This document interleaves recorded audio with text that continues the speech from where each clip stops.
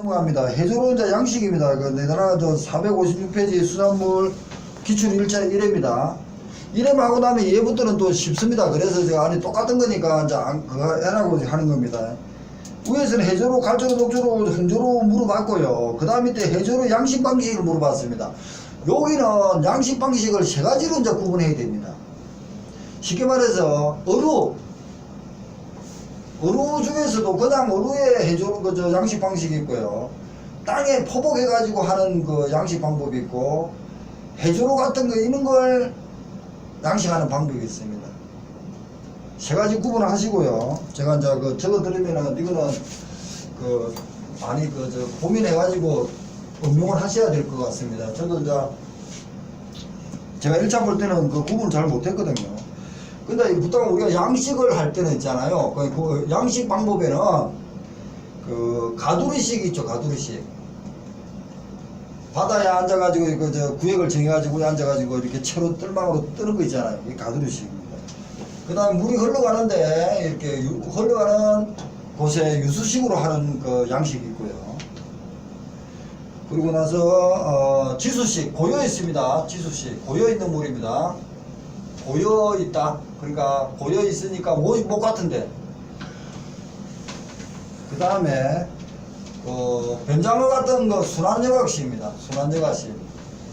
순환여각식 해가지고 아모니아를 걸러주는 문제가 있고요. 아모니아를 걸러줘야 되고, 그리고 새벽 4시나 5시에 계산소가 생기기 때문에 산소를 공급해주는 물 펌프가 필요합니다. 이게 가두리식, 유수식, 이거는 물이 흘러가는 겁니다. 물이 흘러가는 거고, 지수식은 고여있는 못에 하는 겁니다. 그리고 순환여각식은 물을 작게 해가지고 물을 계속 돌려주는 거죠. 순환시키기까지 하는 여각식입니다. 이게 양식 방법입니다. 형님은 외웠네요. 외우세요. 그 다음에 이제 개루 같은 저서 동물입니다. 밑에 이제 땅에 기는 놈들은 어떻게 할 거냐 이겁니다. 그리고 이제 그러니까 바닥이죠, 바닥. 바닥식 양식이 있고, 그 다음에 수화식. 저는 이게 좀 망가던데, 수화식 양식이 있답니다. 방법이 있답니다. 매달아가지고. 그 다음에 해조로입니다. 해조로. 지금 해조로 하고 있죠. 녹조로 같은 해조로입니다. 떠야 됩니다. 그러니까 용어를 제가 부루식이 있거든요. 떠가 있죠, 부루식. 부루식이 떴으니까 부루식인가, 떴으니까 뜸발식이라고 말을 또 씁니다. 뜸발식. 그 다음에 밧줄로 해가지고 지금 묶어가지고 하죠. 밧줄식. 그 다음에 말목. 우리 바다 가면 말목가들이 툭 박아가지고 쭉 이렇게 달고 있는 게 있더라고요. 말목식. 이렇게 또 구분하더라고요. 해조로는 부루, 뜸발식 떠가지고 붕붕 떠가지고 하는 게 있죠. 그 미역 같은 거요. 뜸발식. 밧줄식, 말목식. 근데 저는 정확한 부분은 모르겠습니다. 이렇게 나눠야 됩니다. 일단. 물론 여기는 그 해조로 양식방도 아닌 것은 말목, 부루, 밧줄. 그래서 말목, 부루, 이거 부루를 뜸발식으로도 됩니다. 밧줄식만 왔게 되게 되면 여기 있는 거 답이었다는 거. 순환여각식, 여기 있죠. 이걸 이제 답을 냈습니다. 그리고 이제 제가 지금 드리고 싶은 얘기는, 가두리식은 이게 앉아가지고 구획됐는데 앉아가지고 이렇게 돼 있잖아요. 그러면은 그게 고기 잡는 그 사장이 고기가 얼마나 잘 크고 있나 해가지고 여기 뜬채로 올리는 거 있잖아요. 이렇게 탁 사람이 그게 가두리식입니다. 유수식은 물 올라가면 어떤 그 청계산이나 좋은 산에 들어가면요. 무지개 송어 같은 거 있잖아요. 양식을 합니다. 그 물을 가져가지고 빼내고 양식을 합니다. 무지개 송어. 청계산 안 가봤죠? 안 가봤죠. 옛날에 가봤을 거 아니에요. 그래서 청계산 이쪽 가니까 어디 가니까 그 물이 깨끗하고 일곱순가 돼가지고요. 청계산인가 어디가 살은 모르겠습니다. 무지개 송어 맞는 것 같던데. 괜찮은 뒤에네요. 양식하는 것 같더라고요. 유수식. 흘러가는 물을 받아가지고 쓰고 빼고 하는 게. 지수식은 못입니다. 못에 고여있는 물을 쓰는 거고요. 순환여각식은 물을 전락하는 데서 계속 돌려주는 거죠. 변장어 양식을 이렇게 합니다. 그래서 변장어 양식에 가보니까 아모니아를 걸려주는 게 별도로 있습니다. 그리고 나서 새벽 4-5시 그리고 낮 4-5시에 항상 물을 펌프질을 해줍니다. 그때 산호도 줍니다. 왜? 계산소 현상이 일어나기 때문에 산소도 돌려주면서 암모니아도 빼고 사료도 줍니다. 그것도 작년 기출문제입니다. 1차. 네다시입니다. 그래서 네다시 되면은, 그러니까 하루에 2번을 물을 돌려줘야 됩니다.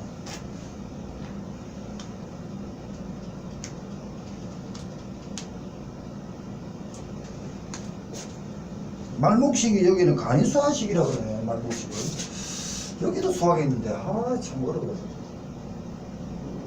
하여튼 이런 식으로 일단 구분했는데 이걸 좀 헷갈립니다, 저는. 바닥식은 맞는 것 같은데. 그 다음에 이제 어느 양식에 발병하는 세균입니다. 드디어 머리 이제 터지, 아까 전에 했죠. 세균 중에는 바이러스 세균이 있고, 세균성 질병이 있고요. 그리고 사로성 질병이 있고, 5가지로 구분하드립니다. 천천히 하기로 하고, 아닌 것이니까, 얘는 이제 림포시스타병은 바이러스병이랍니다. 그러고 나서 2, 3, 4는 그 세균성 질병입니다. 일단 바이러스만 붙어 있으면 제가 이렇게 물어보죠. 바이러스 질병 찾아라면 바이러스 찾아도 바이러스가 없어요. 없는 게 몇 개 있어요. 그게 다 구분해 보면요. 이건 나중에 하면 되니까. 그러니까 없는 거 몇 개 외우고 나머지 바이러스니까 바이러스성 세균 맞겠죠. 질병이 될 겁니다. 그런 식으로 구분하면 되는데 문제가 된 거 보면 그렇게 찾을 것 같아서 그런 걸 빼고 뺍니다. 림포시스티스는 바이러스 질병 중에 하나 들어가 있습니다. 세균성은 아에로모나스, 에드워드, 비브리오병. 비브리오병이 있잖아. 세균성 질병이 들어갑니다. 그러니까 비브리오하고 바이러스는 다릅니다. 진짜. 하여튼 저도 이거 처음 공부할 때, 참. 그런 게 있습니다. 나중에 정리하기로 하고요. 자, 그 다음에요. 하루 운반 과정입니다. 선어가 있고 하루가 있잖아. 살아있는 놈을 하고 그 다음에 선어, 냉장, 냉동 이런 식으로 흘러가는데 하루는 살아있으니까 개통 출하를 거의 안 하고 유사, 도매시장 같은 데 넘깁니다. 그러니까 쉽게 말해서 중간 도매상이 PB, 그러니까 프리메이트 브랜드를 해가지고 뭐 마트 같은 대형마트 있잖아요. 이런 데서 그냥 어촌에 가서 바로 사버립니다. 사가지고 자기가 땡기는 거예요. 비계통이죠. 그럴 때 하루를 많이 씁니다. 그래서 하루이기 때문에 통계도 안 잡히겠죠. 잘 안 잡히겠죠. 그래서 그런 문제도 생각해 보면서 유사 도매 시장이 있습니다. 물론 비계통이고 적으십시오. 유사 도매 시장이고 이 문제가요. 우리가 수산물 유통 및 가격 안정법에 보면요. 이게 지금 하루도 운반 과정인데 그 법령에 농수산물 유통 및 가격 안정법을 얘기하고 있는 중입니다. 다 연계가 되니까. 농수산물 유통 및 가격 안정법에 보면은 유사 도매 시장입니다. 유사 도매 시장. 유사 도매 시장 있고요. 민영 도매 시장이 있습니다. 그 다음에 그냥 우리가 중앙 도매 시장이 있습니다. 그러니까 민영 도매 시장은 도지사에 허가할 겁니다. 도지사의 허가가 그렇고 얘는 도지사라든지 뭐 해수부 장관이 하겠죠. 유사는 헷갈린 것 같는데 맞는 것 같는데 제가 지금 헷갈린 것 같습니다. 헷갈리는데 하나가 뭐냐면은 민영 도매시장이 있고 민영 도매시장이 있는데 유사 도매시장이 하나 있을 겁니다. 근데 이거 뭐냐면은 제 이론이 틀리면 다시 내가 내일 모레라도 올리겠습니다.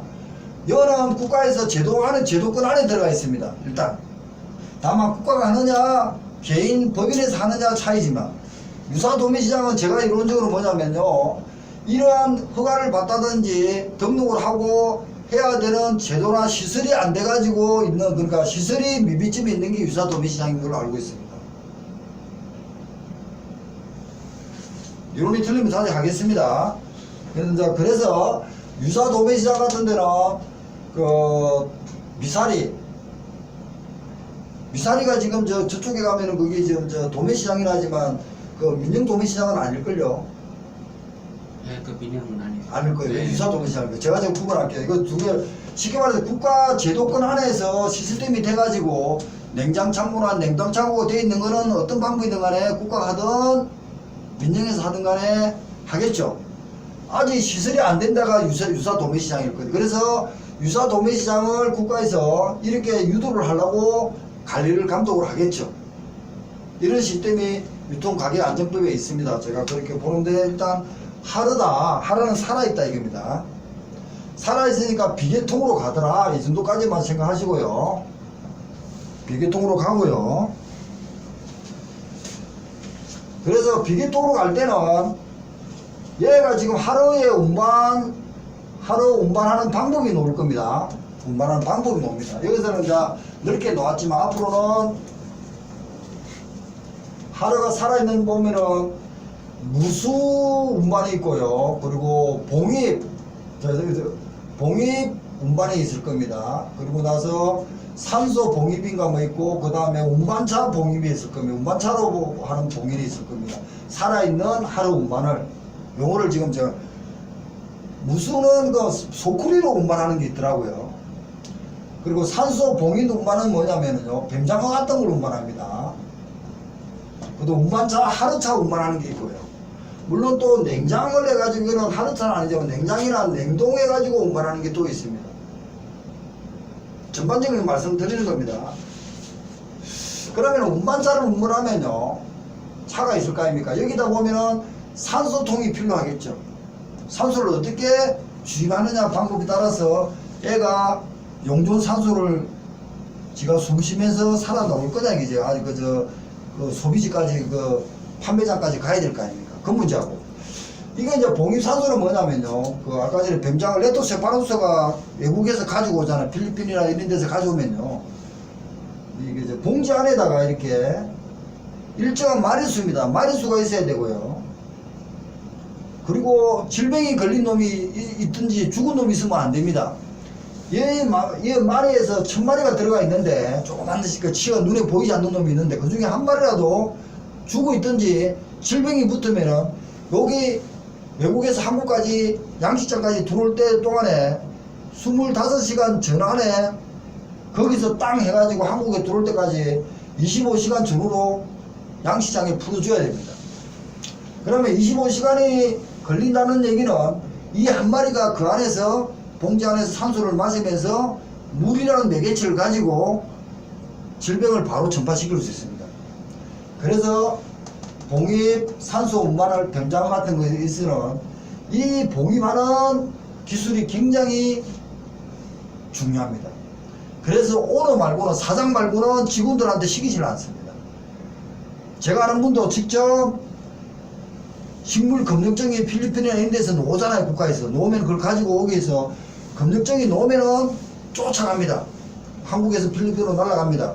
가가지고 검증증을 받고 나서 그때 산소를 주입하고 전문가답게 묶습니다. 그런데 그걸 잘못 묶어버리면 오다가 몇 시간 만에 다 죽었습니다. 비상 이 가격이. 이 산소 봉입입니다. 그러면은 하루 운반을 하기 위해서는 전제 조건은 뭐냐 이거죠. 앞으로 자 그게 시험에 나올 겁니다. 자, 고기 양식장이 있던 어디가 있으면은 하루가 돼 있어요. 하루라는 것은 살아있다는 얘기입니다. 바다에서 잡아서도 하루고 양식장에서도 하루입니다. 바다에서 잡았으면은 바로 거기서 빠른 시간 내에 하루 운반을 해가지고 데리고 와야지만, 양식에 잡아서는 어떻게 합니까? 양식장에 이렇게 많죠. 10개가 있으면 거기서 이동할 수 있게끔 중간 양식장이 있겠죠. 축양이랍니다. 축양이라 합니다.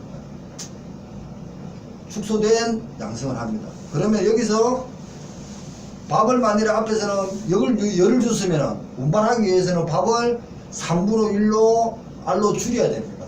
여기 그 말 나왔죠. 어디 있습니까? 저온 유지하고 사료를 충분한 사료를 주면 안 된다는 거죠. 줄여야 됩니다. 이게 절식입니다. 절식.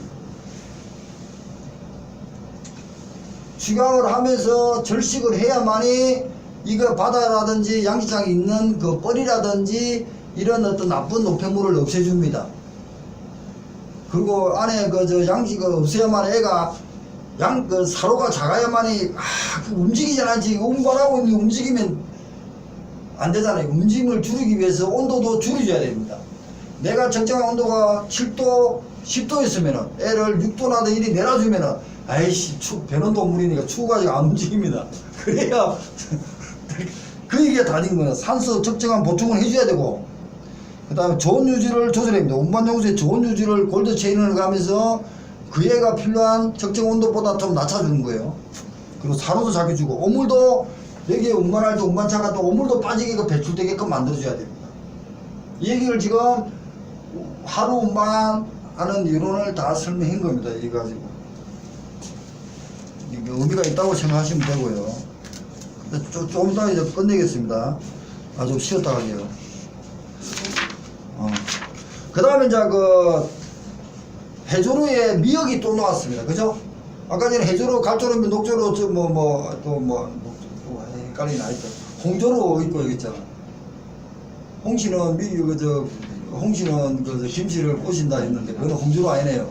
그 다음에 녹조류, 그리고 나서 헷갈려. 홍조류 있고요. 갈조류, 녹조류는 파래죠. 파래. 그럼 갈조류가 미역이죠. 갈조류가 미역 맞죠? 미역 안에 알기산, 그러니까 미역, 다시마, 알기산이 나옵니다. 근데 이제 미역 같은 걸 키울 때도, 양식을 할 때도 말뚝 같은 거 꼽아줄 거 아닙니까? 그게 이제 따라서 이렇게 성장이라고 가이식이라고 한다 그러네요. 근데 이제 김은 각포체입니다. 각포체. 이런 말을 좀 한 거죠. 가이식하는 주된 목적은 특징이 물론 기능에서는 기능식품은 알기산이지만 아포체의 성장을 촉진하기 위해서 그 나무 같은 걸 가짜로 하나 꼽아준다 이런 얘기인 것 같아요. 저도 이게 잘 모르겠더라고. 근데 김은 각포체가 있습니다. 얘는 아포체입니다. 미역은 미아포체다. 그리고 나서 김은 각포체다. 다음 그 해수에는 김은 각포체가 나올 겁니다. 무슨 말인 건지 말씀드리는 거예요. 요거 나왔으면 다음에 저거 나올 것이고 이런 식으로 한다. 이 정도까지만 하시고, 그 다음에 올챙이 모양이 유생입니다. 우릉생이 멍게입니다. 우릉생이 멍게가 아까 전에 원산지 포시 대상하고, 그리고 나서 수산자원관리 토탈 러브 캐치에 멍게가 들어갔습니까? 조피 프라운 들어갔는데 멍게는 안 들어갔네. 예, 안 들어갔습니다.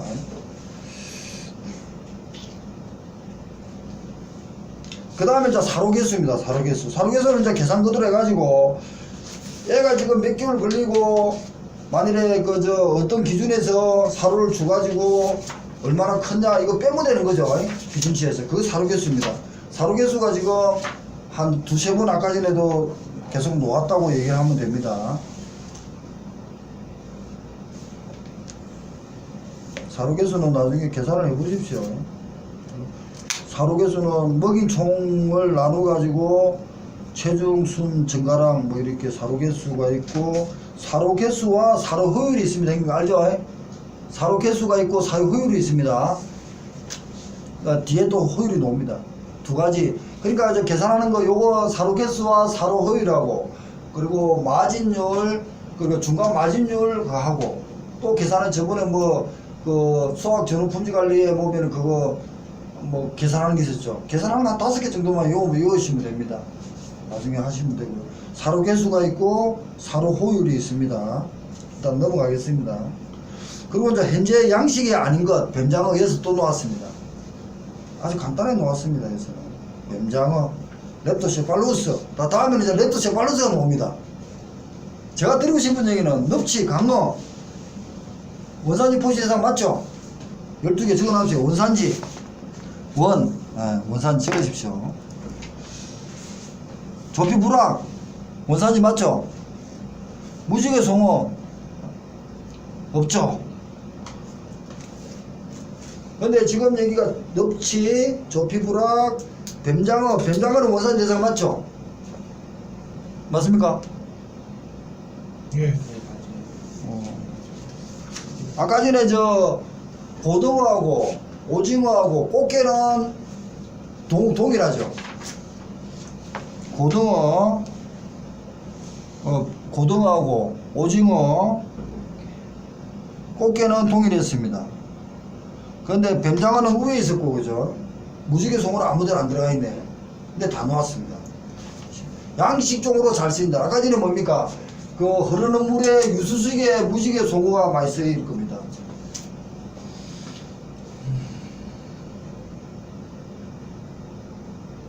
그 다음에 이제 318입니다. 요금하고 쉴게요. 형님, 자, 요걸 고등어 연령은 고등어까지 있었죠. 고등어 또 넣었네. 고등어도 이석인데 고등어다까지네 보면은 그 중국 달리죠. 오징어, 고등어, 꽃게는 중국된 데 있습니다. 고등어는 이석인데 불에 척선, 아가미까지 다 있지만 이게 뭐냐면은 수산물의 성장을 보고 보려 그러면은 의왕을 분석하려고 그러면 고기가 얼마큼 성장했고 고기가 어디에 분포되어 있고 개구리거든요. 그리고 내가 잡을 게 뭐가를 구분해야 되는 겁니다. 그래서 여기서는 그 성장하는 걸 구분해 봐야 되고요. 성장을 했으면은 성장 재는 방법도 생각해 봐야 되고요. 또 하나 자원량을 계산하는 방법이 있어야 됩니다. 그러니까 고기를 양식을 하든 간에 어떤 개군이 있어가지고 동해는 어떤 개군이 있어가지고 내가 잡으러 갈까 이러고 오징어가 있죠. 고기는 그런 식으로 구분해야 될 겁니다. 그러고 나서 우리가 산란기에는 고기를 잡으면 안 되겠죠. 그러고 나서 몇 년 후에는 얼마 정도 성장했나 이런 것도 구분해야만이 예측을 하겠죠. 성장 문제. 그러고 나서 성장을 했으면은 애가 나이가 몇인고 물어보기 위해서 연령도 알아봐야겠죠. 물어봐야겠죠. 고등어. 자, 제가 지금 나름대로 정리를 했습니다. 그래서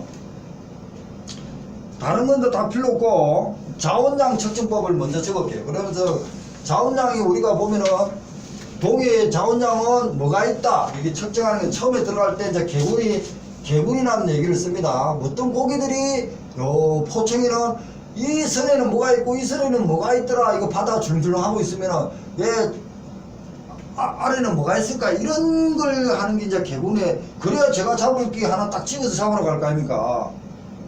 그죠? 자, 그러면은 여기가 중층이고 여기가 만약에 저층이고 여기가 포층이라고 그러면은 얘 제가 원하는 게 중층에 있으면 중층에 맞는 어구를 선택해야겠죠. 이런 걸 이제 개군 분석을 해가지고 하더라고요. 그래서 먼저 자원량을 계산하는 겁니다. 자원량 계산을 배웁니다. 계산법이 있습니다. 계산 방법이 있습니다. 그래서 1번 총량